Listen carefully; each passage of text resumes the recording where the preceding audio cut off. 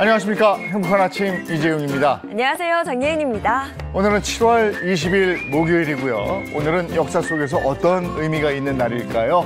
오늘의 역사 준비되어 있습니다. 오늘의 요리도 있는데 요즘에 습하고 덥고 막 그렇잖아요. 네. 이럴 때 제철 깻잎 요리 드시면 또 기분 전환이 될 겁니다. 오늘 맛나게 준비해놨습니다. 네, 오늘 요리도 기대해 주시고요. 가장 먼저 날씨부터 전해드리겠습니다. 박소영 기상캐스터, 안녕하세요. 네, 상암동에 나와 있습니다. 장맛비가 쉬어가는 사이 폭염이 찾아왔습니다. 서울은 올해 처음으로 폭염 경보가 내려졌는데요. 더위에 지치지 않도록 건강관리 잘 해주셔야겠습니다. 네, 오늘 날씨 어떤지 이어서 전해주세요. 네, 현재 중부 내륙과 해안을 중심으로는 매우 짙은 안개가 껴 있습니다. 가시거리가 200m 미만으로 좁혀져 있는데요. 출근길 안전운전 하셔야겠고요. 기온이 오르면서 안개는 점차 걷히겠고 전국에 맑은 하늘 드러나며 낮 동안 자외선이 매우 강하겠습니다. 현재 전국 대부분 지역에 폭염특보가 발효 중입니다. 일부 수도권과 강원 영서로는 폭염경보로 더위의 위력이 더 강한데요. 습도까지 높아서 체감더위는 더 심하겠습니다. 대기 불안정으로 인해 오늘 오후 한때 강원과 남부에는 소나기가 지날 수 있는데요. 비의 양은 5에서 40mm로 돌풍과 벼락을 동반해 요란하게 쏟아지겠습니다. 이 시각 현재 기온 살펴보겠습니다. 서울은 24.5도, 대전은 23.5도, 대구는 24.4도 가리키고 있습니다. 오늘 한낮에는 서울 33도, 광주 33도까지 올라 매우 덥겠습니다. 금요일까지 무더위가 기승을 부리겠고요. 토요일 오후부터는 전국에 장맛비가 내리겠습니다. 중부와 전북 지역은 다음 주 수요일까지 비가 길게 이어지겠습니다. 지금까지 날씨 전해드렸습니다.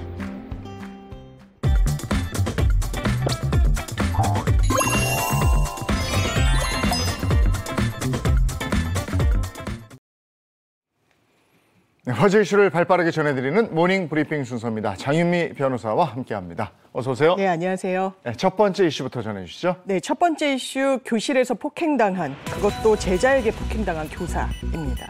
서울 양천구에 있는 한 초등학교에서 6학년 담임교사가 남학생 제자에게 폭행을 당한 사실이 알려져 파장이 일고 있습니다. 처음에 A씨가 상담 수업 대신 체육 수업을 가고 싶어하는 학생을 설득하면서 실랑이를 하다 사건이 벌어졌다고 하는데요. A 교사의 지도에 학생은 교사의 얼굴과 몸을 수십 차례 가격하고 또 발길질을 했고 교사의 몸을 들어 바닥에 내동댕이 치기까지 했다고 합니다. 이어 가위와 탁상 거울을 교사에게 던지기까지 했고 이러한 폭행은 학생들이 보는 앞에서 이뤄졌다고 하는데요. A씨는 폭행을 당하는 와중에 간신히 전화로 교감에게 이 사실을 알렸고 다른 남성 교사가 함께 와서 그 상황을 종료할 수 있었던 건 바로 그 학생을 데리고 나간 이후였다고 합니다. 이 사건으로 교사는 입안이 찢어지고 한쪽 손에 반기부스를 하는 등 전치 3주 상해의 외상 후 스트레스 장애 진단을 받아 학교에는 출근하지 못하고 있는 상황으로 전해졌습니다. 해당 교사는 신체적인 고통뿐만 아니라 정신적으로도 굉장한 충격을 받았을 것 같은데요. 그런데 황당하게도 학생 측에서는 오히려 해당 교사를 신고하고 나섰어요. 그렇습니다. 학생 측은 한 매체와의 통화에서 우울증으로 약을 먹고 있고 경계성 지능장애에 해당한다. 신경을 선생님에게 특별히 써달라고 요청했는데 오히려 교사가 학생을 차별하고 혼내서 벌어진 일이다. 이렇게 밝혔습니다. 그러면서 학생 측은 오히려 본인이 피해자이기 때문에 A씨와 동료 교사들을 교육청에 신고하겠다고 했는데요. 그러자 교사 A씨도 법정으로 대응하겠다. 학생을 형사고소하고 학부모를 상대로는 민사소송을 내는 방안을 검토하겠다는 입장을 밝히기도 했습니다.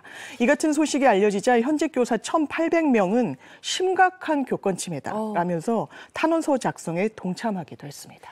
해당 교사는 물론이고 해당 교사의 가족들도 굉장히 큰 충격을 받았을 텐데 해당 교사 남편이 심경을 밝혔다고요? 그렇습니다. 어제 직장인 익명 커뮤니티에는요. 제 아내가 폭행을 당했습니다. 라는 제목의 글이 올라왔는데요.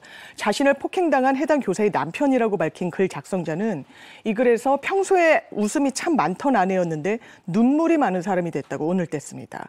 그러면서 아내가 평소 학교에 짐을 한 보따리 챙겨 가기도 했다라는 겁니다. 이유는 아침을 못 먹고 먹고 오는 제자들을 위해서 챙겨준다고 뭐 빵, 잼, 토스트기까지 챙겨 학교를 갔다는 거고요. 초코파이를 아이들과 나눠 먹으면서 시 수업을 하고 또 레몬청으로 에이드를 만들면서 비율 수업을 할 정도로 열정 넘치던 아내의 모습을 소개하기도 했습니다. 그러면서 해당 사건이 벌어지기 전인 3월에 해당 남학생이 또 한 차례 아내를 폭행했던 그 상황을 언급하기도 했습니다.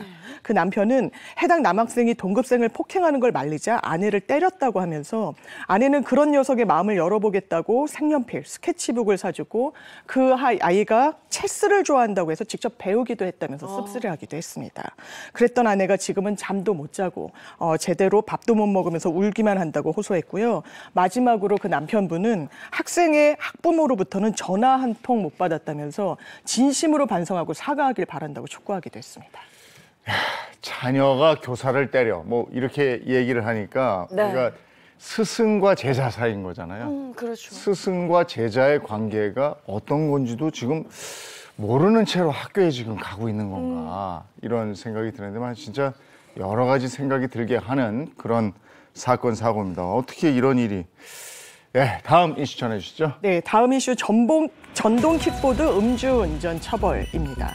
만취한 상태로 전동 킥보드를 몰다 행인과 충돌에 상해나 사망에 이르게 한 운전자에 대해서 대법원이 자동차 운전자와 마찬가지로 취급해야 된다. 그래서 최대 징역 15년의 가중처벌 대상이 된다고 판결했습니다.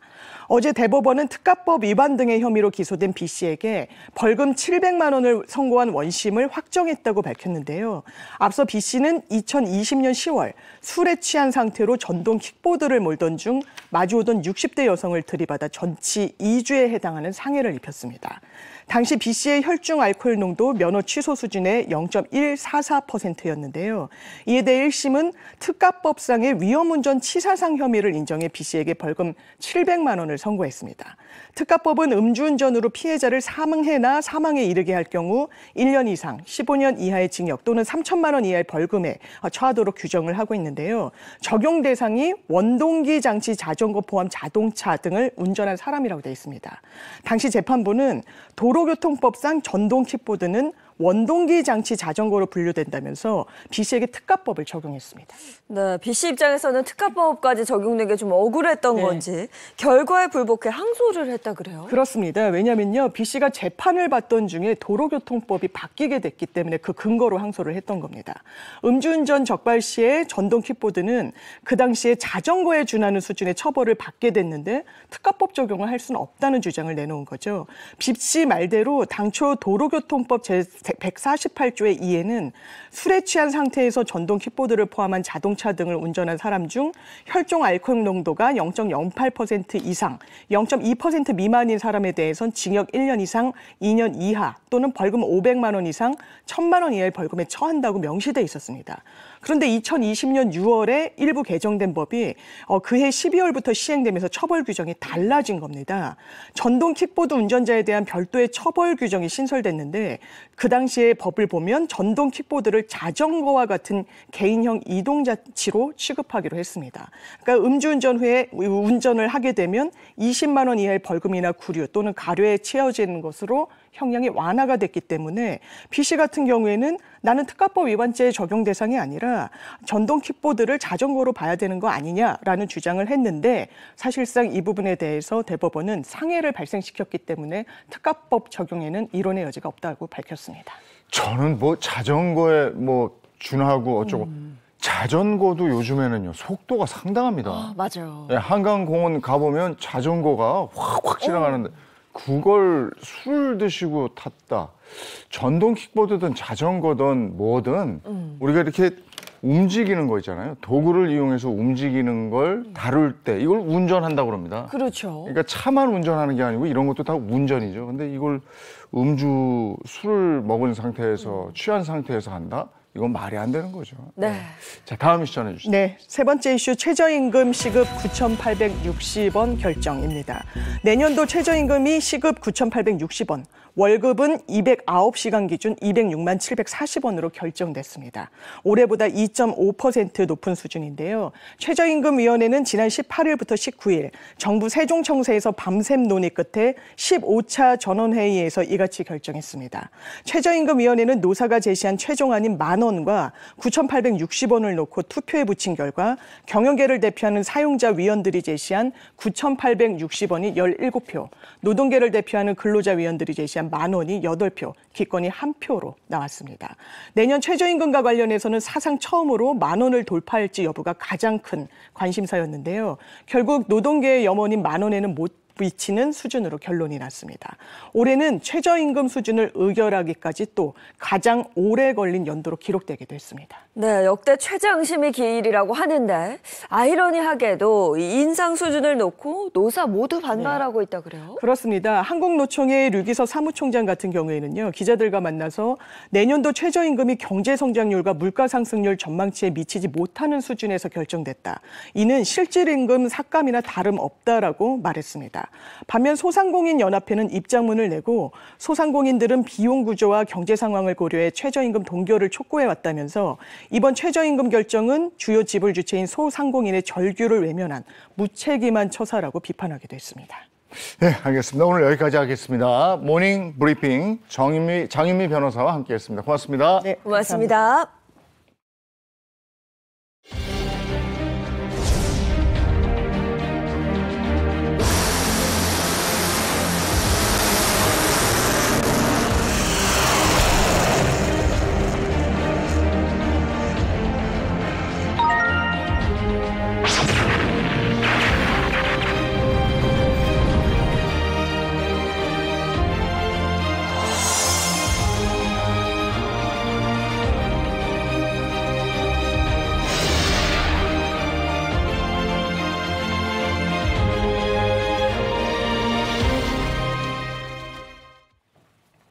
역사 속에 오늘은 어떤 의미가 있을까요? 오늘의 역사 함께하겠습니다. 개그맨 정철규 씨 어서 오세요. 안녕하세요. 개그맨 정철규입니다. 카랑카랑. 네. 네, 어려운 역사 얘기를 쉽게 풀어주실 분입니다. 역사학자 이익주 교수님 반갑습니다. 네, 안녕하세요. 오늘도 재밌는 역사 이야기를 함께할 역사학자 이익주입니다. 네, 오늘은 먼저 언제로 돌아가나요? 1969년 7월 17일로 갔습니다. 어떤 얘기 해주시겠습니까? 네, 1969년 7월 17일은 한국 정치의 1번지 여의도 국회의사당 기공식이 있었던 날입니다. 7월 17일은 우리 제헌절이죠. 이 제헌절에 맞춰서 이날 기공식을 하게 된 건데요. 여의도에서 가장 큰 건물, 사실은 그 당시 국내 최대 건물이었어요. 그리고 단일 의사당 건물로는 동양 최대 건물입니다. 그리고 이때부터 대한민국 정치의 여의도 시대가 열리게 됩니다. 네. 지금이야 여의도가 정치 경제의 중심이 됐습니다만은 그때만 해도 그냥 허허 벌판이었고 모래 벌판이었고 이렇잖아요. 네. 거기다 국회의사당을 짓는다. 반대가 만만치 않았을 것 같은데요. 네, 우리나라 국회의사당의 역사를 좀 살펴볼 필요가 있는데요. 우리나라 국회가 개원한 날이 1948년 5월 31일이었습니다. 이때 국회 건물이 어디였냐면 지금은 없어진 조선 총독부 건물, 네. 중앙청으로 쓰이던 바로 그 건물인데요. 여기를 사용하다가 6.25 전쟁이 터져요. 그래서 국회가 피난을 가면서 피난길에 여기저기를 임시의사당으로 사용하게 되는데 대구에 가서는 대구문화극장, 부산 가면 부산문화극장, 그리고 경남도청 무덕전 이런 것들을 이제 그 임시의사당으로 사용하다가 전쟁이 끝나고 서울로 돌아옵니다. 이때 국회가 자리를 잡은 곳이 그 당시 시민회관 별관, 지금 서울시 의회 건물이었어요. 그래서 7대 국회까지 20년 동안 이곳을 사용하게 되는데 이때를 태평로 시대라고 부릅니다. 네, 뭐 전쟁을 겪다 보니 국회의사당이 참 여기저기 옮겨 다니게 됐고 순환이 많았습니다. 그럼 어떻게 여의도의 국회의사당이 자리 잡게 됐을까요? 네, 여기가 좁고 불편했어요. 그래서 늘 나오는 이야기가 대한민국 국회의 권능에 부합하는 의사당이 필요하다 해가지고 의사당 신축이 수건 사업이 돼요. 그러다가 1959년 4대 국회 때 서울 남산에 터를 잡고 공사를 시작을 했습니다. 그런데 5.16 쿠데타가 나면서 공사가 중단이 돼요. 1966년 2월 달에 국회의사당 건립위원회 이게 구성되면서 후보지를 다시 고르는데 이때 후보지가 된 곳들이 서울 사직공원, 종묘, 그리고 신문로에 있는 서울고등학교 부지, 그러니까 지금 서울 역사박물관 자리예요. 필동의 수도방위 사령부 이런 데를 쭉 물색을 하다가 최종적으로 1968년 4월 달에 지금 여의도 이 자리를 선정을 하게 됩니다.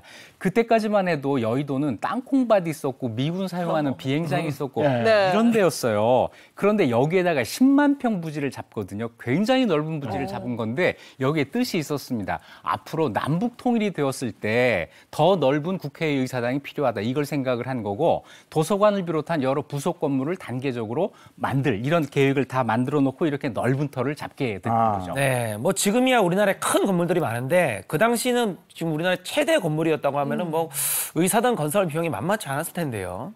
네, 1975년 건설비가 135억 원이었어요. 그런데 그때 우리나라 1년 예산이 1조 3천억 원이었거든요. 무려 1년 예산의 1%가 이 건물 짓는데 들어간 겁니다. 그래서 이것이 단순한 건물 하나를 짓는다 이것이 아니고 정말 민의의 전당을 우리 기술로 제대로 만들어보자라고 하는 국민들의 여망이 여기에 담겨 있는 거였어요. 그리고 정부도 우리가 이런 건물 지을 수 있다는 자신감을 또 보여주려고 했고요. 그래서 6년 만인 1975년 9월 1일 날 역사적인 국회의사당 준공을 하게 되는데 그날 준공 테이프를 끊는 장면 한번 같이 보시죠. 여기는 여의도에 자리 잡은 새 국회 의사당입니다.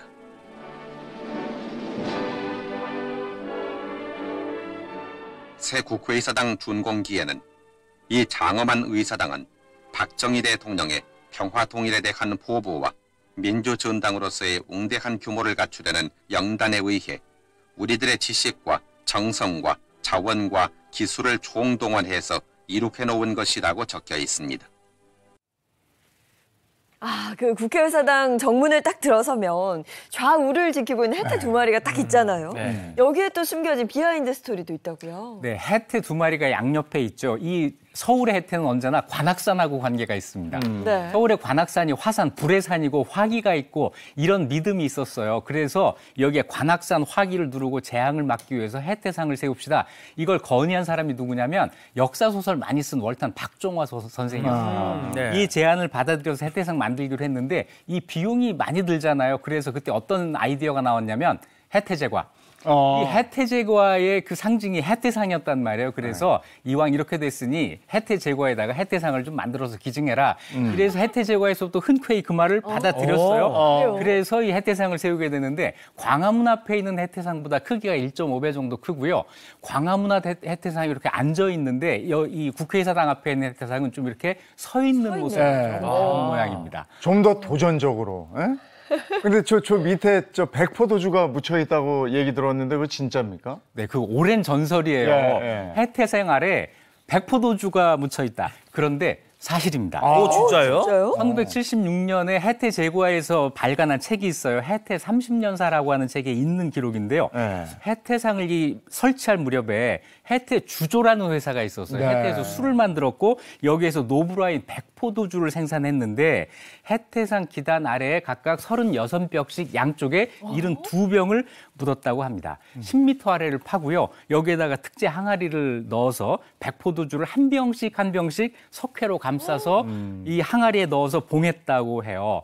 해태라고 하는 이 동물이 옛날부터 화기를 쫓는 수호신이란 말이에요. 그런데 백포도주가 또 화기를 삼킨다라고 한 이런 속설이 있어요. 그래서 백포도주와 해태가 만난 거죠. 자, 이 의사당을 영구히 보존합시다 하는 이런 염원이 담긴 건데요. 이 백포도주 100년이 되는 해 2075년에 개봉하기로 되어 있습니다. 아, 그렇구나. 자, 이 사실을 후손들에게 좀 전하셔서 그때 꼭 기억해서 꼭 열어볼 수 있도록 했으면 좋겠습니다. 그런데 맛이 어떨지 모르겠어요. 그러게 말이에요. 그러니까요. 52년 후니까 네. 교수님하고 저는 맛도 못 보겠네. 아이고야.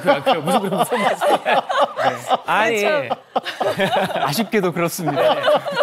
내일 시간 맞춤 볼 수 있게. 저는 한번 그런데 이제 그 돔 있잖아요, 돔. 돔에 그 어렸을 때 우리한테 그 전설로 들었던 게 뭐냐면은 그 안에 로봇 태권브이가 있다 그래가지고 무슨 위기 상황이 되면 출동을 한다고 이런 얘기가 있었거든요. 근데 이제 그만큼 돔이 그런 상징인 것 같은데 의사당에 이 돔이 처음에는 계획이 없었다면서요.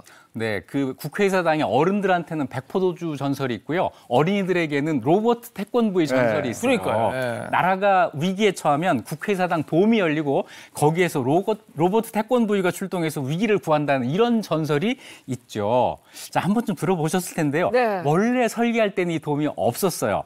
그런데 이 도움 없이 만들어 놓으니까 건물이 좀 밋밋한 거예요. 국회의원들이 이 돔 만들어 달라고 요구를 해가지고 이걸 만들게 되는데 이게 엄청난 크기입니다. 이 밑지름이 640m고요. 무게가 1000톤 정도가 되는 거예요. 저걸 저기에 올리기 위한 아주 굉장히 어려운 그 공사를 다시 해야 되는 거죠. 저게 올라가면서 건물의 위험이 확 살아나요. 그런데 많은 비용이 들고 기술적인 어려움이 있고 이런 점이 있었던 거죠. 원래는 동판으로 만들었기 때문에 처음에는 붉은 빛이 났었어요. 근데 동판이 녹이 슬면서 지금처럼 저렇게 푸른색으로 변하게 된 겁니다. 어쨌든 저 원형의 돔은 대화와 토론의 장이라는 의미가 있어요. 자, 여의도 정치, 대화와 토론의 정치로 다시 복원되기를 희망해 봅니다. 대화와 토론에 그 상징하는 거군요. 네, 도움이. 근데 돔이 조금 찌그러졌나? 싸우던데? 싸우는데, 네. 자, 오늘의 역사, 다음 역사로 가겠습니다. 1972년 7월 19일로 갔습니다. 어떤 얘기 해주시겠습니까? 야구 얘기는 늘 재밌습니다. 네. 1979년 7월 19일은 군산상고가 황금사자기 고교 야구대회에서 우승을 하면서 역전의 명수라고 하는 타이틀을 얻은 날입니다.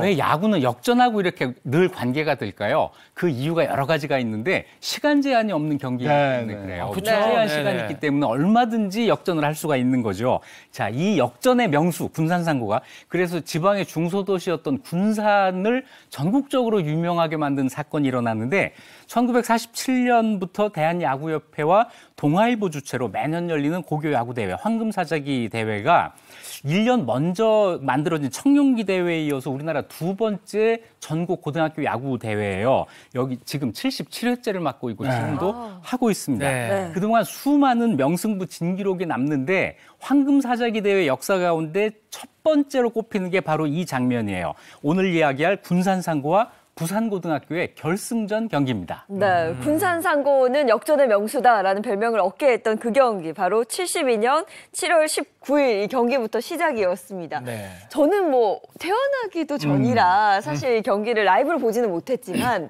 워낙 유명한 경기여서 제가 뭐 스포츠 일을 할 때부터 이 경기는 꼭 한번 챙겨봐야 된다 그랬었거든요. 1970년대 고교 야구는 정말 지금 프로야구 못지않은 그렇죠. 대단한 인기를 누렸습니다. 해당 고등학교 나온 동문들이 있는 거고 지금 그 학교에 다니는 학생들이 있는 거고 그래서 저도 제가 다니던 학교에는 야구부가 없었어요. 네. 그래서 그걸 그렇게 부러워했었습니다. 목이 터져라 응원하는 그 장면을 보면서 야, 나도 저기 앉아 있었으면 얼마나 좋을까. 그리고 흑백 TV 시대예요. 네네. 흑백 TV로 사람들이 보면서 얼마나 열광했습니까? 네. 제가 봤을 때는 그 정도면은 지금 프로야구 약간 포스트 시즌 정도 되지 않았을까. 대단했어요. 네, 그렇게 생각하는데 이 고교야구는 어떻게 시작을 하게 됐을까요? 네, 우리나라 야구 역사 한번 보죠. 1903년에 미국 선교사 질레트가 야구라는 경기를 처음 소개합니다. 그리고 1904년에 황성 YMCA 야구단이 창단됩니다. 이거 영화로도 나왔잖아요. 그리고 1905년부터 한성고등보등학교, 배재학교, 중앙학교, 인천 1호학교 학교 야구팀이 만들어져서 학교 간 경기를 시작해요. 일제강점기에도 야구가 계속되다가 해방 이후에 1946년 여러 신문사에서 고교 야구 대회를 주최하기 시작합니다. 청룡기가 1946년, 황금사자기 47년, 대통령배 67년, 그리고 봉황대기 71년. 이래서 이 4개 대회를 고등학교 야구 4대 메이저 대회 이렇게 이야기를 했었는데요. 1960년대에는 이제 휴일 정도의 사람들이 운동장을 꽉 채우고 했었죠. 그러다가 1970년대가 되면 고교 야구가 정말 지금 프로야구보다 오히려 더한 인기를 끌게 됩니다. 네. 왜 이렇게 고교야구가 인기가 많았을까요? 정말 재밌었어요. 네, 저도 흑백TV로 그거 보고 자랐을 텐데요. 정말 재밌었습니다. 본격적으로 1970년대에 대통령배, 청룡교, 황금사자기, 봉황대기 이 4개 대회가 자리를 잡으면서 특히 그때 경북고등학교, 전설의 경북고등학교 야구가 있습니다. 그리고 영남권에서부터 시작해가지고 서울의 여러 고등학교 그리고 호남권, 충청권 이렇게 번져가면서 전국적으로 인기를 끌게 되는데요. 서울고, 부산고, 경남고, 광주일고, 군산상고, 경북고, 인천고 그리고 대전고 각 지역을 대표하는 팀들이 경기를 하게 되면은요 거의 이거는 지방 대표예요. 그 지역 모든 사람들이 이 고등학교를 응원을 했어요. 야, 그러니까 지금 이제 지역 연고를 가지고 있는 프로야구하고 거의 네. 비슷한 거예요. 그렇죠. 그만큼 명경기들이 정말 많았고요. 오늘 특히 얘기할 1972년 제26회 황금사자기 결승전, 이걸 빼놓고 얘기할 수 없죠. 군산상과 부산고죠. 부산고. 네. 어. 이날 관중이 3만 명이 모였는데요. 그 당시 동대문 운동장이 꽉 차면 3만 명이었습니다. 경기장이 꽉 찬 거죠. 여기에서 군산상고, 이 창단 후 최초로 결승전에 오른 거고요. 부산고등학교 전통의 강호였습니다. 4대1로 부산고등학교가 9회까지 이기고 있었어요. 9회 말 군산상고 공격이 시작됐는데 1사 만루 상황에서 밀어내기로 한 점. 그래서 4대2가 돼요. 네. 그리고 안타가 나와서 4대4 동점이 됩니다. 9회 말 투아웃 다음에 안타가 나옵니다. 그런데 주자가 2루에 있었거든요. 2루 주자가 홈으로 뛰어들어오는 것을 부산고등학교 3루수가 손으로 잡았어요. 얼마나 마음이 급했으면. 손으로 선수를. 네, 그렇게 했겠습니까. 그래서 주루방에 이래서 이제 1점 들어와서 5대4로 경기가 끝나요. 짜릿짜릿하지. 네, 이 경기 끝난 다음에 선수들은 물론이고 관중석에 있었던 군산상고 응원단들이 전부 운동장으로 쏟아져 나와서 거기에 승리를 만끽합니다. 그 열광의 순간 한번 보시죠. 황금사자기 쟁탈 제26회 전국 지구별 초청 고교야구쟁 대전이 서울 운동장에서 벌어졌습니다. 전국 18개 고등학교가 참가해서 연 7일 동안 격전을 벌인 이번 대회에서 팀 창설 3년의 군산상고가 우승의 영광을 차지했습니다.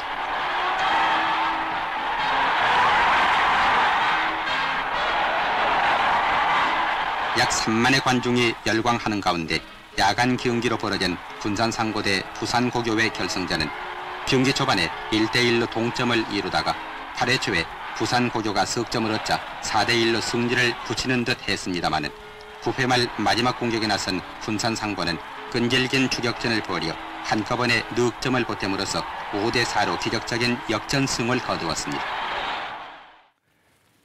그래서 이제 야구는 9회 말부터다. 인생은 9회 말. 네, 진짜 맞죠. 그러네요. 야, 거기서 넉 점이 나서 역전승을 하리라고 누가 알았겠습니까? 정말 대단한 거죠. 네.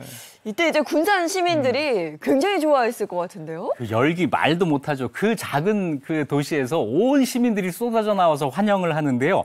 정말 카퍼레이드를 했어요. 익산역, 지금 그땐 1위역인데 여기서부터 내려가지고 군산까지 카퍼레이드를 합니다. 그러면 군산 시민들이 다 쏟아져 나오는데 그 당시 선수 회고에 따르면 군산에 사람이 이렇게 많이 살고 있는 줄 몰랐어요. 군산 사람들이 다 나온 거예요. 네. 광장에서 이제 환영식을 하는데 거의 국가대표 선수가 금메달 따고 돌아온 것 같은 그런 분위기가 여기에서 연출이 된 거죠. 네, 고교 야구 하나로 이렇게 온 시민이 행복했던 그 시절이 있었네요. 요즘은 이제 프로야구가 출범하면서 고교 야구의 인기는 비교적 좀 떨어졌죠. 그렇죠. 네, 사실은 이게 정상일 수도 있습니다. 프로야구가 시작되면 고등학교 야구가 인기가 좀 시들해지는 거는 당연한데 그래도 고등학교 야구는 프로야구의 스타들을 배출하는 화수분 같은 역할을 계속 하고 있습니다. 그래도 이 고등학교 야구 선수들 우리의 꿈나무입니다. 잘하는 걸 잘 지켜볼 필요가 있고요. 그리고 특히 군산상고의 역전은 9회 말 투아웃 이후 역전이다. 인생은 역전이다. 그걸 보여준 정말 값진 그 사례라고 할 수가 있습니다. 참 멋진 경기 다시 한번 생각하게 되네요. 네. 자, 이제 다음 역사로 가보겠습니다. 1973년 7월 20일로 갑니다. 어떤 얘기 해주시겠습니까? 네, 1973년 7월 20일은 전설의 액션 스타죠. 이소룡이 젊은 나이로 사망한 날입니다. 그 예술에 가까운 쌍절곤 솜씨, 노란색 운동복, 또 이제 콧볼을 이렇게 탁 튕기면서 하는 아비오 하는 이거 있잖아요. 네, 이소룡 정말 1970년대 세계의 아이콘이었어요. 근데 갑작스럽게 세상을 떠나면서 전 세계 팬들에게 커다란 충격을 안겨줬습니다. 아이고, 이소룡은 정말 그 당시 남학생들의 우상이죠. 전부 쌍절봉 하나씩 가지고 다니면서 자기 머리 쳤습니다. 저는 그거 타다 여기 원래 제가 뒤통수 안 나왔거든요. 하도 맞아가지고 학교 다닐 때 진짜 얼마 좋아했냐면은 장래 희망을 이소룡이라 적었어요. 그래요. 그리고 책은 안 들고 다니는 책가방에 쌍절곤을 항상 들고 다녔어요. 그리고 책받침에 이소룡 맞아요, 책받침. 맞아요. 네. 그렇게까지 좋아했어요? 네, 근데 이소룡이 어떻게 하다 이거 영화 배우로 데뷔를 하게 됐을까요? 네, 이소룡 홍콩 사람이에요. 그런데 1940년 11월 27일 미국 샌프란시스코에서 태어납니다. 전통극 배우였던 아버지가 미국 순회 공연을 하던 중에 아들을 낳았기 때문에 그래요. 출생 후에는 홍콩에서 자랍니다. 아버지 직업 때문에 생후 3개월째 아버지 품에 안겨서 영화에 출연합니다. 최연소 아역 배우 아닐까요? 네, 그래서 아역 배우 계속 하다가 13살 때부터 영춘권을 배웠는데 이때부터 싸움판으로 들어가게 됩니다. 배운 영춘권 솜씨가 아까웠겠죠. 매일같이 뱃싸움하고 그러다 19살 때 드디어 사고를 치르는데 홍콩 마피아 조직 삼합회 간부의 아들을 때리는 아이고야. 이제 문제가 커지잖아요. 그래서 이제 퇴학당할 위기에 처하니까 아버지가 이소룡을 미국으로 보내요. 이때부터 정신을 차린 것 같습니다. 대학에 들어가면서 철학, 심리학 책을 읽으면서 독서가의 면모를 보이기 시작합니다. 길거리 싸움꾼에서 이제 사색가로 변신을 하건데. 근데 이소룡 하면 그 절권도의 창시자로 유명하잖아요. 어떻게 하다가 이 미술을 연마하게 됐을까요? 이소룡은 전통 훈훈과 너무 지나치게 형식에 집착한다. 이런 불만을 가지고 있어서 이거 단점이다. 그래서 실용적이고 효율적인 무술, 정말 싸움 기술을 만들려고 한 거죠. 그래서 훈훈을 바탕으로 해서 권투, 펜싱, 태극권, 유도, 레슬링, 카라테, 무에타이, 사바트, 태권도 전 세계의 무예를 전부 절충해서 실전 무술을 만들어요. 이걸 이름을 절권도라고 붙인 거죠. 그래서 이소룡은 배우이기 전에 한 사람의 무술인이었어요. 미국에서 12년 동안 자신의 무술, 철학을 발전시키고 가르치는데 온 힘을 쏟습니다. 그러다가 1967년에 LA로 이사를 하게 되는데 여기서 도장을 열거든요. LA가 헐리우드하고 가깝잖아요. 그래서 미국 영화 관계자들에게 무술을 가르치면서 친분을 쌓게 됩니다. 그러면서 주연으로 액션 영화에 데뷔하게 되는 거예요? 네, 처음 주연은 아니고 조연 단역으로 가끔 영화에 출연해요. 그러다가 이제 홍콩으로 돌아가는데 또 그 당시 홍콩이 맨몸 액션, 맨몸으로 싸우는 무술 영화가 막 뜨고 있었거든요. 그래서 이소룡이 이제 자기의 그 절권도 실력을 가지고 영화에 출연하려고 당시 홍콩 최대 영화사가 쇼브라더스라는 데였는데 사장을 찾아가서 나를 주연 배우로 써주세요. 그랬더니 사장이 황당해하면서 내쫓아버려요. 그래서 이제 1차 실패했는데 마침 그때 쇼브라더스에서 독립한 영화사가 있었습니다. 이거 지금도 있어요. 골든 하베스트라는 데인데 여기에서 이소룡을 스카웃을 합니다. 그래서 이소룡은 스턴트맨, 대역 쓰지 않는 사실적인 액션 장면. 이게 돋보이는 영화 당산대형이라고 하는 영화. 첫 번째 주연작을 만드는데 이게 홍콩 영화사상 최대 흥행작으로 따라서 이소룡도 홍콩의 최고 배우로 떠오르게 됩니다. 대역을 쓰지 않고 자기가 직접 무술을 하는 이 점에서 굉장히 많은 인기를 끌게 돼요. 네, 근데 뭐 이소룡 하면 최고의 그 히트작은 뭐니 해야 돼 정무문 아니겠어요? 정무문. 여기서 이제 그 특유의 기합, 와다! 이건 이제 쌍절곤 이 액션이 나왔던 건데, 네, 정말 대단했죠. 네, 이소룡을 국내에 처음 알린 영화가 바로 이 정무문이죠. 두 번째 주연작이기도 해요. 우리나라에서는 1973년 7월 달에 개봉을 했는데 정말 이소룡의 그때까지 전혀 볼 수 없었던 그런 무술 장면이 나오고 연기력도 못지않았어요. 뛰어났습니다. 많은 사랑을 얻었고 리메이크도 많이 됐습니다. 그때 처음 쌍절곤이 등장해서 그 당시 중고등학교 남자아이들 전부 자기 몸 쌍절곤으로 한번 안 때려본 사람이 없을 정도예요.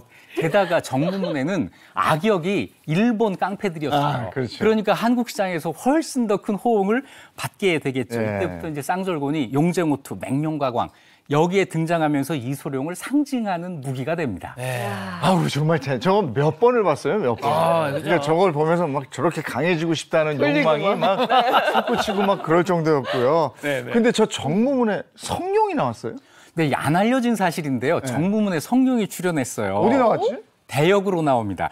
이소룡 발차기에 맞아서 나가 떨어지는 대역으로 나오는데 뒷이야기가 또 있어요. 이게 사전에 합의 맞지 않아가지고 정말 맞고 나가 떨어졌다는 거예요.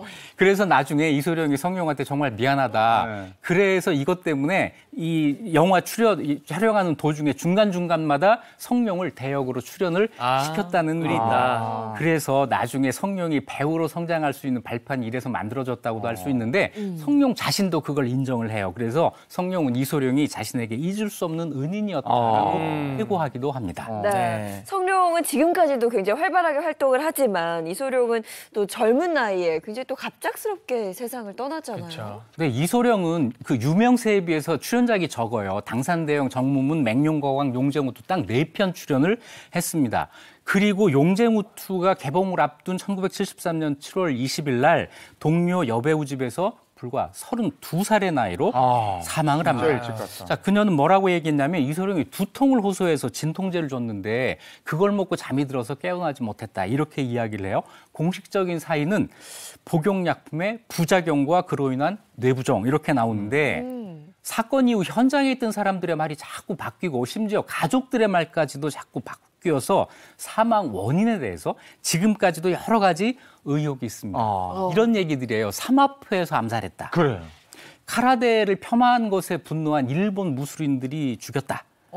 쿵푸 고수들이 표시가 나지 않는 특수 점혈법으로 죽여서 자연사처럼 보이게 했다. 아시아인이 주연으로 성공한 것에 분노한 헐리우드의 백인 우월주의자가 암살을 사주했다. 이런 무시무시한 이야기들이 떠돌고 있습니다. 네. 근데 이게 그 수많은 설들이 있었는데요. 이소룡 본인이 또 얘기한 게 있어요. 자기가 촬영하면서 항상 자기 가문에 저주가 지금 들어와 있어가지고 자기는 조만간에 죽을 거라고 그런 얘기를 본인이 하고 그랬다고요. 네, 실제 그런 이야기가 있습니다. 용쟁우투 촬영 당시에 이소룡이 자꾸 원인 모를 두통을 호소하면서 기절하는 일까지 있었고 상대 배우에게 나 오래 못 살 거야 이런 이야기도 종종 했다는 거예요. 숨지기 몇 달 전에 자기 무덤 위치도 알려줬고 100만 달러의 사망보험도 들고 마치 죽음을 준비한 것 같은 모습을 보였다는 거죠. 그래서 이소룡 가문에 저주가 있다 이런 말이 나오는 거예요. 이소룡이 그 저주를 알고 있었던 게 아니냐. 예전에 중국에 풍수지리 신동이 있었는데 이 사람이 죽으면서 유언으로 자기 묘 주변에 아무도 묻지 말라라고 했는데 이소룡 할아버지가 그 옆에 묻으면 좋을까 해가지고 자기 무덤을 거기 썼다는 거예요. 이래서 이 집안에 저주가 생긴 게 아니냐. 이러면서 이 스토리가 완성이 된 거예요. 그럼 그 이후에 실제로 이소룡의 집안에 뭔가 문제가 생겼나요? 네, 그 이후에 이소룡이 꿈에 누군가 나타나가지고 너희 아버지는 64살에 죽을 거고 너는 32살에 죽을 거야. 그 반 나이죠. 이런 얘기를 해서 악몽에 시달렸다고 해요. 실제로 이소룡 아버지는 이 예언대로 64살에, 이소룡은 32살에 세상을 떠났어요. 이소룡의 아들이 있는데 브랜든 리라고 결혼을 앞두고 영화 촬영 중에 총기 오발 사고로 28살에 사망을 했습니다. 이 브랜든 리의 그 묘는 아버지 이소룡 옆에 나란히 만들어져 있습니다. 아니 수많은 설들 중에 하나지만 아버지가 또 이소룡의 아들이 그렇게 일찍 간 거 보면 저주설이 맞는 거 아니에요?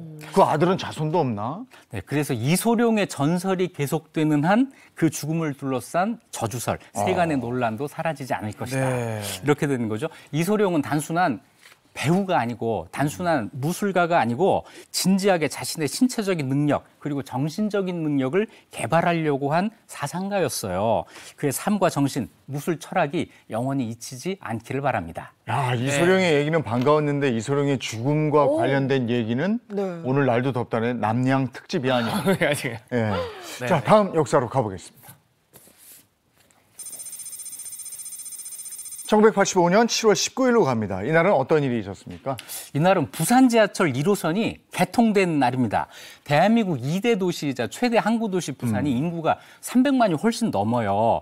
그런데 교통이 아주 복잡하죠. 부산 지하철은 거대 광역시 부산의 대표적인 교통수단으로 부산 시민의 발역화를 톡톡히 하고 있죠. 세 분 부산 지하철 이용해 보셨어요? 예, 저도 부산 지하철이 아주 편리하게 돼 있어요. 맞아요. 예, 안 닿는 곳이 없고. 웬만 뭐 사상, 서면, 남포동, 동래, 해운대 다 가죠. 그렇죠. 맞아요. 그렇죠. 부산 가면 요즘은 여행 다닐 때도 지하철 타고 많이 다니시고 또 재밌는 게 광안역이랑 해운대역에서는 갈매기 소리가 날 실제 나요. 네, 실제로 네, 나더라고요.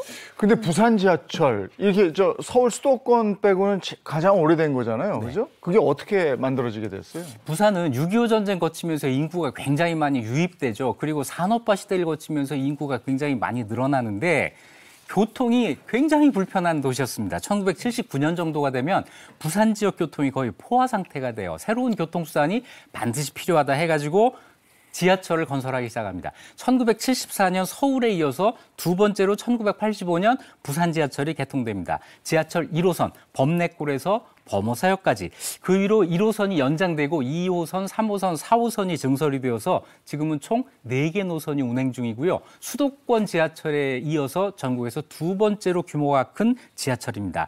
자, 개통 당시 뉴스가 있는데 한번 같이 보시죠. 부산에도 지하철 시대가 열렸습니다.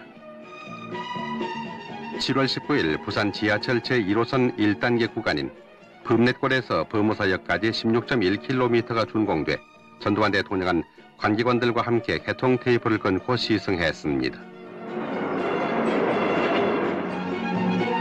역무의 자동화가 이루어져서 승객은 동전만 갖고 승차권 자동 판매기에서 표를 사고 역시 자동으로 개차를 해서 승차하게 돼 있습니다. 이로써 부산은 세계에서 65번째로 지하철을 가진 도시가 됐으며 새로운 교통체계가 이루어지고 지하철역을 중심으로 상업지역이 새로이 형성되는 등 지역 발전이 가속화될 것으로 기대됩니다. 네. 그 예전에 승차권 넣으면 탁 튀어나왔잖아요. 맞아요. 네. 그거 어렸을 때 빼는 재미가 있었는데 영상 보니까 그때 기억이 납니다.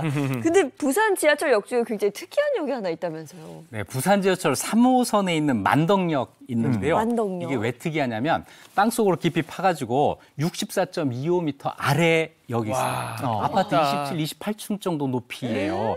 높이가 아니라 깊이죠. 아래로 내려가는 겁니다. 용산 이랜드 롤러코스터 높이가 56m 정도 되니까 그거보다 더 내려가는 거예요. 승강기를 타고 지하 1층 대합실에서 지하 9층 승강장까지 내려가야 되는데 35초가 걸립니다. 지표면 기준 대한민국 최다 층수 지하철역. 최근에 서해선 김포공항역이 개통이 돼서 이게 깊이가 83m거든요. 이전에는 가장 깊은 지하철역이었습니다. 아니 근데 지하철역을 왜 이렇게 깊이 이렇게 팠을까요? 이 만덕역이 만덕국의 위에 있어요. 그러다 보니까 지하철은 위로 못 올라가잖아요. 그래서 역에서 승하차한 사람들이 위로 올라가서 출입구를 이용해야 되는 이런 상황이 된 거죠. 이게 너무 깊어서 만에 하나 정말 이런 일이 일어나면 안 되겠지만 만에 하나 화재가 일어나게 되면 다른 역들은 전부 출입구를 통해서 대피를 하지만 이 역은 그대로 아래로 내려가서 선로를 타고 다음 역으로 대피를 하라 이렇게 안내를 할 정도입니다. 좀 무서운데요. 너무 깊어서. 아니 근데 저거 지하철역 탐방하는 느낌으로 한번 가보고 싶네요. 구경하러. 어떤 건지. 네. 철도 덕후들이 정말 저것 때문에 만덕역을 가기도 해요. 한대요, 진짜. 네, 정말 유명한 역입니다. 자, 부산 지하철역에 이어서 서울과 수도권, 부산 이어서 대구, 광주, 대전에도 지하철이 건설됐죠. 우리나라 지하철은요, 외국의 어떤 지하철보다 훌륭합니다. 네. 우리 지하철 같은 지하철 다른 나라에는 없어요. 우리 충분히 자랑할 만합니다. 네, 깨끗하죠. 진짜 훌륭하죠, 지하철. 네. 어디든지 갈 수 있어요. 해외 나가보면 더 느끼잖아요. 유럽 가보면은 맞아요. 우리나라 지하철이 얼마나 깨끗한지 알 수가 맞아요. 있어요. 네. 자, 오늘도 유익한 역사 이야기 들려주셨습니다. 이익주 교수님 고맙습니다. 고맙습니다. 감사합니다.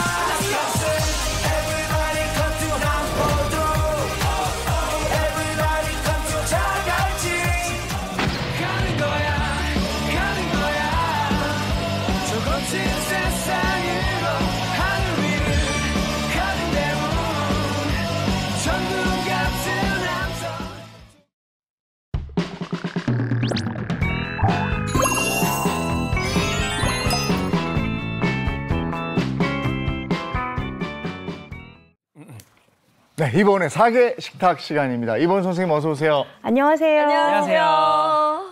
요 채소를 좋아하실지 잘 모르겠는데요. 네.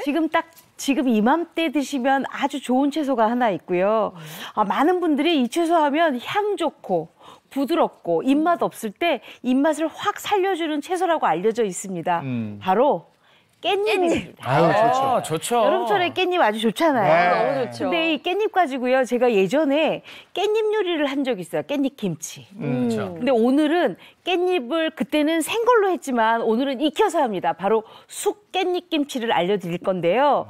요거 한 장씩 한 장씩 밥에다 탁 싸서 먹는 밥도둑입니다. 그리고 또 하나는요. 우리 바질 페스토 아주 좋아하시죠? 네. 깻잎 가지고 페스토가 만들어지는데요. 요 깻잎 페스토 하나 만들어 놓으시면 파스타는 물론 빵에도 발라 드시고요. 요새 샐러드 많이 드시니까 샐러드 요리에도 첨가해서 드시면 아주 좋습니다. 오늘 정말 제가 두둑하게 알려드릴 건데요. 네. 채널 고정하셔야 됩니다. 네. 네, 제가 또 깻잎 요리한다 그래서 깻잎 효능에 대해서 좀 알아봤습니다. 깻잎이 식탁 위의 명약이라고 할 정도로 영양소가 풍부한데요. 철분이 시금치의 무려 2배를 가지고 있어가지고 빈혈에 그렇게 좋고 몸속 염증 완화 그리고 콧물 기침에도 그렇게 좋다고 합니다. 건강에도 좋고 맛도 좋은 깻잎 요리 오늘 제대로 한번 배워보겠습니다. 네, 좋습니다. 그럼 가장 먼저 뭐부터 좀 배워볼까요? 가장 먼저 일단 깻잎을 손질을 해야 되겠죠. 제가 깻잎을 이렇게 차곡차곡 잘 이렇게 포개서 이제 준비를 했는데요. 이 깻잎은 세척하실 때 흐르는 물에다가 한 2번 정도 씻으시고요. 마지막에 식초 몇 방울 떨어뜨려서 헹궈서 건지시면 되거든요. 근데 이걸 절대로 흐트러내지 마시고 딱 이 상태로 준비를 하셔야 돼요. 네. 그 이유는 제가 금방 알려드리도록 하겠습니다. 자, 근데 이 깻잎을 제가 익혀서 먹는다 그랬잖아요. 네네. 그렇죠? 김치를 담아서 익히는 게 아니라 익힌 깻잎을 가지고 김치 양념에 버무려서 만드는 바로 쑥 깻잎 김치거든요. 왜 제가 이걸 준비를 했냐면 지금 깻잎이 한창 이제 장마철이 살짝 지나고 야들야들하고 좋은데 8월 달쯤 되면은요, 이 깻잎이 들깻잎이거든요. 네. 약간 억세집니다. 아. 이렇게 억셀 때에는 생으로 드시는 것보다 살짝 익혀서 드시는 쑥김치가 굉장히 맛있거든요. 예전에 저희는 요거 쑥김치 가지고 굉장히 맛있게 먹었는데 드셔보신 적 있으세요? 저도 깻잎 가지고 김치 이런 거는 아니고 그냥 이렇게 싸먹는 거죠. 그건 맞구나. 오늘 아마 이거 잡숴 보시면 이야, 깻잎이 정말 이런 용도로 이렇게 맛있구나 마실 거예요. 그래서 제가 이렇게 준비를 했고요. 근데 요 깻잎을 제가 익히려면 쌀뜨물이 필요합니다. 그래서 쌀뜨물을 이렇게 물에 받아서 이렇게 지금 끓이고 있거든요. 네. 조금 더 팔팔팔 끓여야 되니까 제가 먼저 양념부터 먼저 만들어 놓을게요. 자, 양념은 어떻게 만드냐면 너무 쉬워요, 양념은. 바로 고춧가루를 준비합니다. 고춧가루는 1컵 정도 준비하시면 좋아요. 1컵. 그리고 고춧가루를 좀 불려야 되니까 바로 물을 넣고 좀 불려주시는데 이렇게 물만 넣고 불리지 마시고 제가 여기에다가 특별히 사과즙을 넣을 거거든요. 만약에 사과가 있으면 강판에 갈아서 즙만 짜서 넣어주시면 굉장히 좋고요. 우리 집은 사과는 없고 수박이 좀 있는데 하시면 수박이 굉장히 당도가 높다 이러시면 갈아서 넣으셔도 괜찮아요. 자, 근데 여기에다가 이제 김치니까 아무래도 매실청을 조금 넣어서 단맛을 좀 줘야 되겠죠. 그리고 멸치 액젓도 좀 액젓 넣고, 들어가야죠. 네, 그렇죠. 액젓의 맛을 조금 내야 되겠죠. 그 다음에 여기에다가 진간장을 좀 넣어주세요. 진간장. 이걸 이제 잘 섞습니다. 이렇게 하면 고춧가루가 금방 불려져요. 그래서 이거 사과즙은 근데 왜 넣으시는 거예요, 선생님? 제가 왜 사과즙을 넣냐면 우리 깻잎을 이렇게 맛보잖아요. 그리고 여기에다 이제 양념장을 하잖아요. 설탕을 넣게 되면 이게 쑥깻잎이기 때문에 들러붙어요. 그렇기 때문에 그렇게 당도가 높은 설탕보다는 사과즙이라든지 수박즙이라든지 이렇게 과일즙을 넣는 것이 훨씬 더 쑥 깻잎김치를 맛있게 드실 수가 있습니다. 사과즙에 매실청까지 들어가니까 네. 좋겠네요. 네. 그렇게 하고 요걸 이제 잘 섞어놨잖아요. 네. 여기에다가 약간 다진 마늘 하고요. 김치니까 또 들어가야죠. 그리고 김치니까 생강즙 꼭 들어가야 됩니다. 생강즙. 꼭 들어가야 된다고 말씀하시는 거면 진짜 넣어야 되는 거예요. 그쵸. 보통은 괜찮다고 하시는데 생강즙을 꼭 들어가야 돼요. 꼭 들어가야 돼요. 네. 그다음에 약간 단맛을 내면 조금 맛있으니까 여기다가 조청을 좀 넣으시면 좋은데요. 만약에 나는 그냥 사과즙 단맛 가지고도 충분합니다. 그러면 조청 안 넣으셔도 괜찮아요. 네. 자, 그랬으면 요 이제 양념장이 약간 좀 불려지면 더 맛있잖아요. 잠깐 네. 불릴게요. 네. 그 상태에서 우리는 뭐 하느냐? 바로 쌀뜨물에 깻잎을 넣고 데쳐야 돼요. 요런 집게를 좀 준비를 하세요. 네. 그래서 딱 요렇게 들고 요렇게 그냥 넣어요. 무슨 샤브샤브 할 때처럼 이렇게 네. 슥슥 우리 이렇게 하시네요. 샤브샤브 할 때 깻잎 어떻게 먹어요? 그냥 이렇게 거의 데쳐서 뭐, 고기 싸 먹잖아요. 네. 마찬가지로 이렇게 딱 데쳐주시고 찬물에 바로 얼른 넣구나. 찬 얼음물에 얼른 넣어주세요. 이렇게 그대로 잡고 넣으셔야 나중에 양념하기가 좋아요. 네. 또 한 번 이렇게 넣어주세요. 약간 좀 숨이 좀 죽었네요. 네, 숨이 좀 죽었죠. 이렇게 딱. 오. 그래서 이렇게 채반에다 좀 놔주세요. 마찬가지로 또 이렇게 들고 요걸 왜 쌀뜨물에다가 하냐면요. 네. 쌀뜨물은 아무래도 쌀 전분이 좀 녹아져 있잖아요. 네. 그러니까 요 생채소를 데칠 때 쌀뜨물에 데치면은 훨씬 더 채소가 갖고 있는 향이라든지 단맛을 조금 그 안에 녹일 수가 있거든요. 그러니까 꼭 이렇게 숙채소를 할 때는 쌀뜨물에 하시는 게 좋습니다. 쌀뜨물에 데치는 거 이거. 네, 이렇게 해서 찬물에 또 얼음물에 또 한번 바로 또. 그렇죠. 이게 아마 잡수시면서 그런 생각 하실 거예요. 정말 이보은한테 고마워해야 되겠다. 왜냐하면 이렇게 정성스럽게 만들었는데 그렇잖아요. 네네. 아니, 저희는 목요일마다 늘 고마워가 있어요. 네. 또 선생님 다시 한번 또 상기를 시켜주시니까. 자, 이렇게 또 데쳐주세요. 이렇게. 이게 진짜 정성이네요. 저렇게 그러네. 다 잡아가지고 2번씩 거의 3번을 좀 한 장 한 장을 좀 한 장 한 장은 못할 것 같아요. 어머, 쌤 안 뜨거워요? 손으로 잡으면? 참는 거죠. 오늘도 참으시는 우리 선생님. 얼음물에 한번 넣었다가 그다음 또 찬물에 넣고. 우리가 예전에는요, 요 깻잎 쑥김치가 어떤 거냐면 예전에 아마 그 생각하시면 될 거예요. 왜 백반집에 가면 깻잎이 약간 거무죽죽하게 양념에 많이 해가지고 네네. 장아찌처럼 나오는 거 있잖아요. 네네. 좋아요. 예. 그건 뭐냐면 소금물에 삭혀서 만드는데 저는 소금물에 삭히지 않고 이렇게 데쳐서 하는 방법으로 하는 거예요. 오. 그렇게 한번 뜨거운 물에서 살짝 숨이 죽었다가 또 얼음물을 반복하면서 좀 더 뭐랄까 좀 탄력이 생길 것 같아요. 탄력도 생기고요. 그다음에 8월달 되면 이제 깻잎이 완전히 이게 약간 억세지면서 깻잎의 향이 아주 진해지거든요. 들깻잎이. 네. 그렇기 때문에 이렇게 해주시면 향도 은은하고 굉장히 맛있게 드실 수가 있죠. 네. 저 깻잎이 우리가 저렇게 보는 저 깻잎 있잖아요. 저게 들깻잎이라 그러더라고요. 네, 맞아요. 네. 요건 들깻잎이에요. 우리가 보통 깨가 참깨 있고 들깨 있잖아요. 네. 그러면 깻잎도 들깻잎 있고 참깨잎 있을 거 아니에요. 네. 그러면 참깨잎은 못 먹나요? 참깨잎은 안 먹어요. 안 먹어요. 우리가 먹는 건 들깻잎만 먹어요. 아 그래요? 참깨님은 왜 안 먹어요? 참깨잎은 이렇게 억셀 뿐만 아니라 그거는 잎이 이렇게 억셀. 하나씩 올라오기 때문에 안 먹어요. 그건 나중에 소 여물 같은 거에 주신다고 하시더라고요. 그런 거예요? 네. 어머나, 그거 먹으면 소 되는 아니, 거예요. 기름은 참기름이 더 비싸잖아. 그러네요. 들기름이 좀 더. 요즘 들기름 또 기름값 많이 올랐습니까? 네, 많이 올라요. 그렇구나. 요새 깨농사가 어렵다고 하시거든요. 그래서 요새 기후가 약간 좀 그렇잖아요. 그래서 요새 참기름, 들기름이 조금 많이 올랐어요. 역전됐나 보다. 그래요. 그 휘발유하고 옛날에 경유가 좀 그거네. 비유가 참. 네, 어쩌다가 또 자동차 기름까지 가지고. 아 근데 참기름이나 들기름 정말 비싼 거 사면 값이 만만치 않더라고요. 네. 예, 지금 많이 비싼 거 드시나 보네요. 저게 또 천차만별. 네, 천차만별이에요. 맞아요. 아니 잘 알고 계시네요, 이주환. 저는 워낙에 좋아해요. 참기름, 들기름을. 나물 무칠 땐 들기름, 비벼 먹을 땐 참기름 아닙니까? 아시는데요. 네. 자, 이렇게 해서 이제 준비가 다 끝났어요. 네.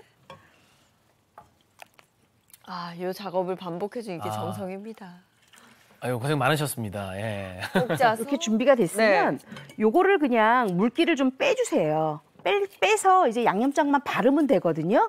근데 제가 요것만 하면 좀 심심하잖아요. 왜냐하면 쑥김치에다가 쑥깻잎 김치를 이렇게 한 장씩 펼칠 때마다 안쪽에 양파라든지 뭐 이런 것들이 들어가면 훨씬 더 좋거든요. 그래서 여기다가 양파하고요.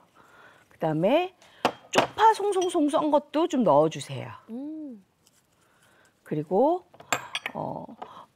집에 만약에 아이들이 있어서 매운 거 너무 싫어요 하시는 분들은 저는 청양고추를 넣는데 그냥 풋고추 하셔도 괜찮아요. 그리고 빨간 고추 모양으로 좀 넣어주시고요. 제가 오늘 알려드리는 이 비율이 이 깻잎하고 딱 맞아 떨어져요. 딱 맞아 떨어지는데 거기에 소금 간이 딱 들어가는데 딱 2꼬집만 더 넣으시면 됩니다. 네. 네. 두 꼬집 정도만. 네, 더 넣으시고 요걸 이렇게 잘 섞어주세요. 맛이 이 양념장이 궁금해요. 굉장히 맛있어요. 네. 저 양념은 생양밥 이렇게 버무려 먹어도 맛있을 것 같은데. 네, 맞아요. 네. 자, 그렇게 해서 이제 다 됐으면 제가 이제부터 뭘 할 거냐면 요걸 이제 비벼서 양념장을 바를 거예요. 그래서 일부러 시간을 좀 단축하기 위해서 이렇게 데친 깻잎을 이렇게 차곡차곡 해왔어요. 네. 자, 그랬으면 요거를 옆에다 이렇게 둬요. 두고 깻잎을 이제 바를게요.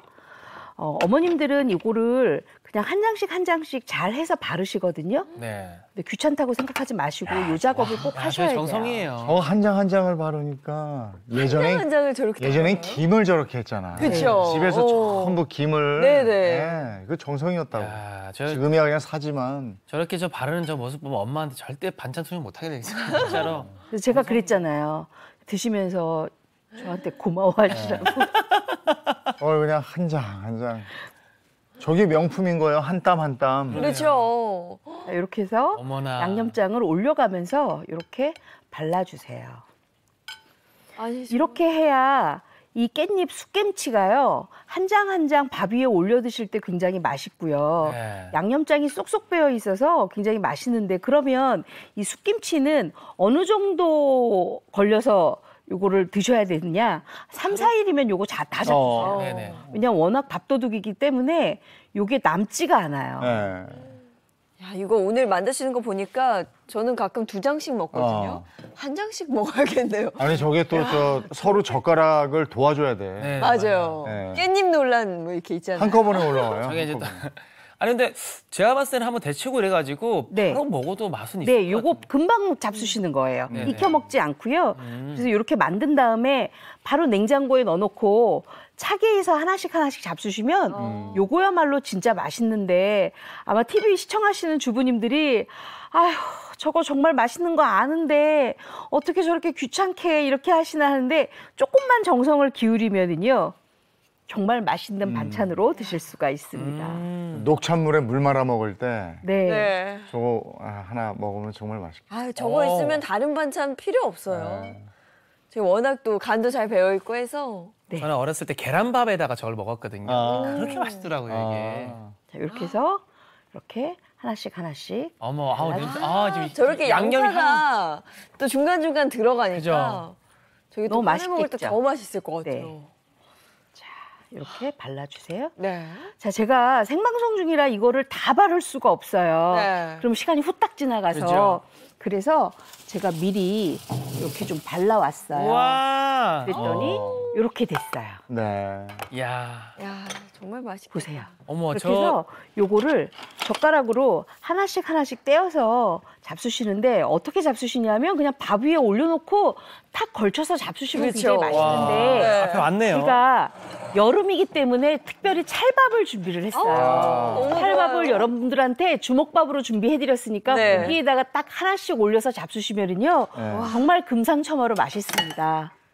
제 또 찰밥 좋아하는 네. 건 또 어떻게 하시고 또 찰밥에다가 이게 또 한 잔씩 뗄 때 숟가락이나 이런 거 눌러가지고 해야 돼요. 맞아요. 이게 마음이 급하니까 천천히 그렇죠 이렇게 해서 자, 밥 위에 탁 싸서 아삭아삭한 맛도 나요. 그쵸? 아삭아삭하죠? 양파 씹히는 맛도 좋다. 야, 와, 이 맛있다. 향이 야, 이 깻잎 반찬에 또 찰밥이 또 이렇게 찰떡궁합이네요. 너무 잘 어울리죠? 이게 하나도 질기지가 않아요. 네. 깻잎도 너무 여름 음식으로 딱인데? 맞습니다. 근데 그러면서 그렇다고 해서 완전 숨이 죽은 것도 아니고 식감도 있고 그쵸? 와, 너무 맛있겠죠? 와, 그거 진짜 매콤해요. 그 청양고추 넣은 그 맛이 네. 나요. 오, 맞아요. 야, 이거 너무 맛있네요. 별미인데요 이거? 야, 완전 별미죠? 이거 야외에서 요즘에 휴가철에 캠핑들도 많이 가시는데 야외에 요거 이렇게 딱 주먹밥 같은 거 가지고 가서 먹으면 정말 맛있겠네요. 그냥 이거 그냥 이렇게 하나 쏙 싸가지고 진짜 맛있는데요? 그냥 김밥 먹을 때 먹어도 진짜 맛있다.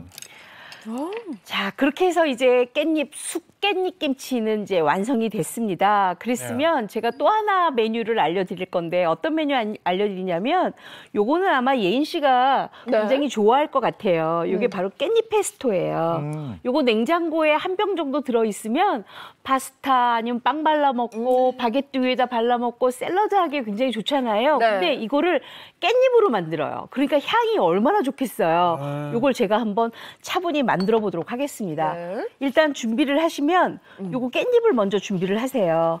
그리고 깻잎을 깨끗하게 씻어서 이렇게 아까 제가 말씀드린 것처럼 깨끗하게 씻어서 준비를 해 놓으시고 꼭지 부분만 이렇게 잘라 놓고요. 그리고 요거를 이렇게 반? 네. 이렇게 잘라주세요. 네. 그래서 이렇게 먼저 준비해 놓고요. 그래서 깻잎은 이제 준비가 됐고요. 그 다음에 페스토 안에 들어가는 재료는 우리가 요거 볶은 땅콩이 들어가면 훨씬 더 고소하고요. 그 다음에 잣도 조금 볶아서 쓰시면 좋아요. 네. 그리고 여기에는 파마산 치즈가 들어가니까 훨씬 더 맛도 고소한 맛이 많이 나더라고요. 그리고 준비하는 게 바로 이 올리브 오일하고 그다음에 마늘, 그다음에 약간의 소금이 필요합니다. 요거 다 넣고 먼저 가를 거예요. 근데 제가 준비한 올리브 오일의 양 중에 딱 20%에서 10% 정도 이렇게 남겨놨어요. 요거는 제가 특별한 비법으로 알려드리려고 남겨놨으니까 여기까지만 넣고 가를게요. 네. 오늘은 특별히 아, 그렇게. 도깨방망이를 준비를 했는데요. 네. 일단 볶음 땅콩하고 그다음에 요거 잣하고 그다음에 마늘하고 올리브 오일을 넣고 먼저 갈아주세요. 아, 치즈가루는 네, 지금 파마산 안 아직 안 들어가네요. 좀 이따 넣고요.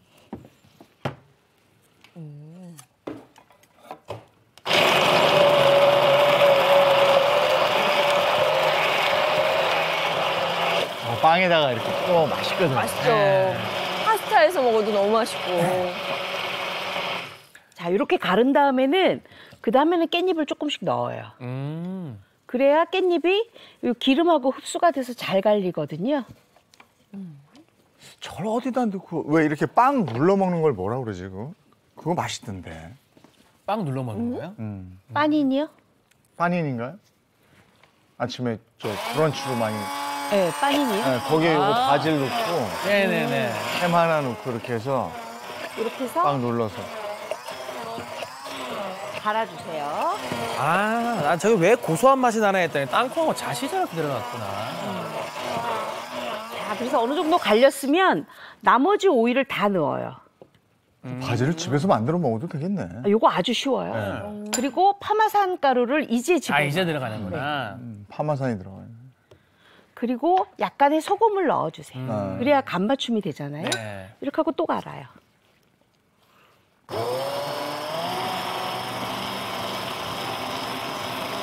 그게 먹으면서도 건강한 맛이더라고요. 네. 향이 워낙 좋아서. 네. 저는 근데 어떤 빵을 찍어도 맛있는 것 같아요. 맞아. 이렇게 해서 아주 곱게 갈아서 준비를 하는데 이렇게 곱게 갈면 제가 생방송이라 지금 좀 덜 갈았어요. 네. 곱게 갈면 이렇게 되거든요. 네네. 이렇게 되면 요 병 안에다가 열탕 소독한 병 안에다가 요걸 다 담고 맨 마지막 위에다가 올리브 오일을 조금 뿌려주세요. 아, 그 왜 위에다가. 왜 그런 네, 거예요? 그렇게 하면 요게 색깔이 변하지 않고 네. 굉장히 맛있게 이 페스토를 계속 드실 수가 있거든요. 부드럽게. 그럼 선생님 이렇게 우리가 스푼으로 떠서 먹고 남잖아요. 네. 그러면 거기다가도 올리브 오일을 좀 뿌려서 다시 보관할까요? 그러시면 좋은데 되도록이면 이 페스토를 뜨실 때는 나무 숟가락을 나무. 이용하시는 게 좋고요. 그다음에 한 번 꺼낸 페스토는 다시 넣으시면 안 돼요. 그래요? 그래서 덜어 먹고 준비를 하셔야 돼요. 네. 이 페스토 같은 경우에는 냉장고에서 보통 일주일에서 한 10일 정도, 한 7일에서 10일 정도 가능하거든요. 네. 그래서 이렇게 제가 지금 우동을 삶고 있는데 우동면에다가 요 깻잎 페스토를 넣고 잘 버무려서 잡수시면 훨씬 더 맛있습니다. 그래요? 그리고 페스토 보관할 때 그냥 요것만 넣고 보관을 하잖아요. 그러면 위에가 굳어요. 그럼 맞아. 색깔이 누렇게 뜨거든요. 네. 그렇기 때문에 꼭 올리브 오일을 넣어줘서 위에 촉촉하게 용매 역할을 하게 만들어주시는 거예요. 아, 이렇게 하시면 훨씬 더 보관도 좋고 오래 보관이 가능하겠죠. 예. 그랬으면 제가 우동을 조금 갖고 와 볼게요. 페스토 비빔우동인가요, 그러면은? 아니 저걸 늘 빵에만 발라 먹을 생각했지 그렇죠. 우동을 저렇게 먹을 생각은 못했는데. 우동이 하시면은요 정말 네. 맛있어요. 저것도 또 어떤 맛일지 궁금하네.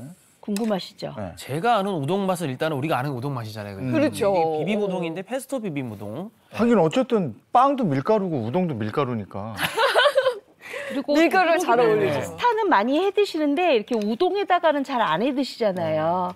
그래서 이 우동면 그냥 우리 그냥 일반적으로 우동면 판매하죠. 네. 그것만 준비하시면 돼요. 자, 이렇게 다 풀렸으면 저희가 뜰게요. 요리는 응용이에요. 네. 생방송이다 보니까 이게 지금 다 익었는지 제가 너무 걱정이 되는데 익었을 것 같아요. 네. 이거를 찬물에다가 한번 넣고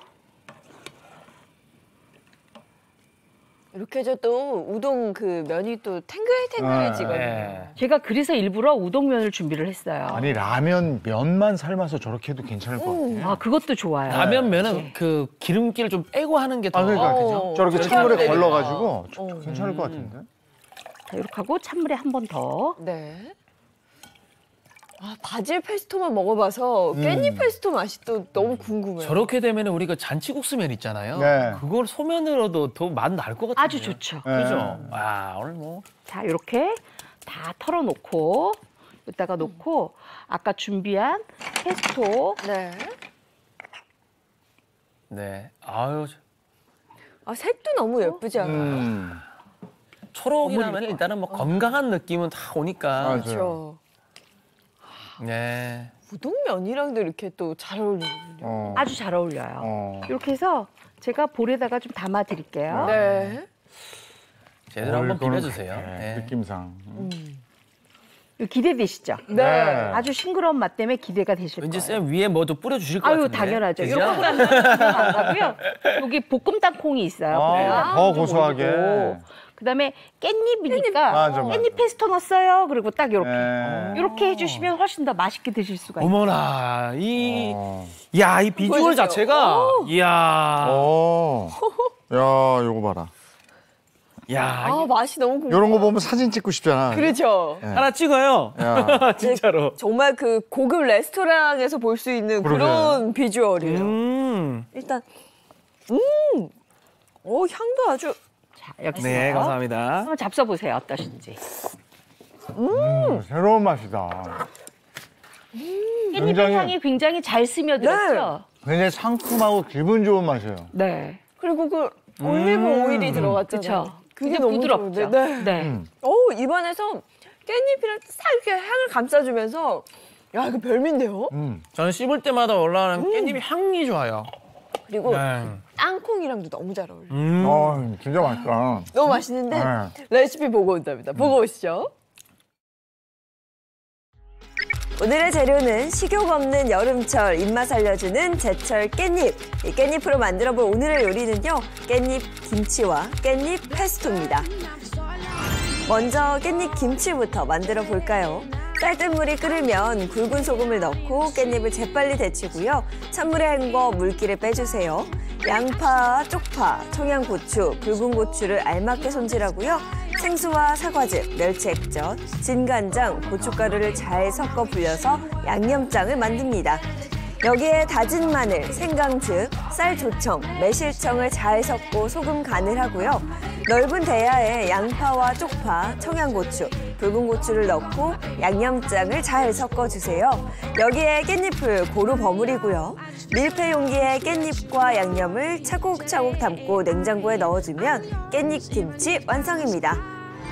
이제 깻잎 페스토 만들어 볼까요? 깻잎은 씻어서 물기를 털어 대강 썰고요. 볶은 땅콩은 껍질을 벗기고 잣은 고가를 벗겨서 마른 팬에 30초 볶습니다. 믹서에 올리브오일, 깻잎, 볶음 땅콩, 잣, 파마산 치즈가루, 다진 마늘, 소금을 넣고 갈아주면 깻잎 페스토 완성입니다. 덥고 습한 여름, 집 나간 입맛 살려주는 깻잎 요리 꼭 한번 만들어 보세요. 깻잎 김치. 아우, 저건 그냥 정성이고요. 네. 깻잎 페스토. 아주 특이하고 상큼한 그런 맛입니다. 우동면이랑 너무 잘 어울리네요. 그래요. 다음 주도 또 기대가 돼요. 네. 굉장히 여름에 덥잖아요. 더울 때 우리가 많이 먹는 게 바로 오이인데요. 오이 중에서도 늙은 오이, 노각을 가지고 아주 맛있는 메뉴 2가지 알려드리도록 하겠습니다. 네. 다음 주 노각 요리도 기대하면서 오늘 네. 마치겠습니다. 고맙습니다. 고맙습니다.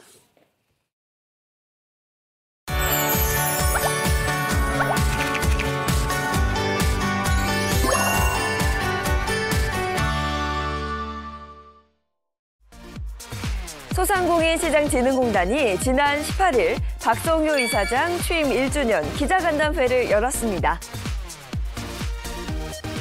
소진공은 지난 1년간 국민이 체감할 수 있는 고객 중심 정책 지원, 미래를 향해 도약하는 소상공인과 전통시장, 혁신을 위해 변화하고 함께 소통하는 공단을 목표로 기관을 운영했는데요. 이를 위해 AI 보이스봇을 민원응대에 도입하고 충전식 카드형 온누리 상품권을 출시하는 등의 노력을 기울였습니다. 박성효 이사장은 앞으로도 끊임없는 조직 혁신과 분야별 맞춤형 지원으로 서민 경제의 뿌리이자 주역인 소상공인과 전통시장이 고객과 활기로 가득 찰 수 있도록 적극 노력하겠다고 밝혔는데요. 한편 소진공은 앞으로 내수 소비 활성화 및 해외 진출 지원, 소상공인과 전통시장 디지털 역량 강화 등 체계적인 현장 지원과 중장기 조직 혁신에 나설 방침이라고 하니 기대가 됩니다. 어제도 상당히 더웠는데 오늘은 네. 어제보다 더 덥다고 그러더라고요. 네, 오늘도 굉장히 덥습니다. 이 무더위에 지치지 않도록 건강관리 잘 하셔야겠습니다. 좋은 하루 보내시고요. 저희는 내일 아침 7시 30분에 돌아올게요. 행복한 아침, 행복한 하루 되십시오. 고맙습니다. 고맙습니다.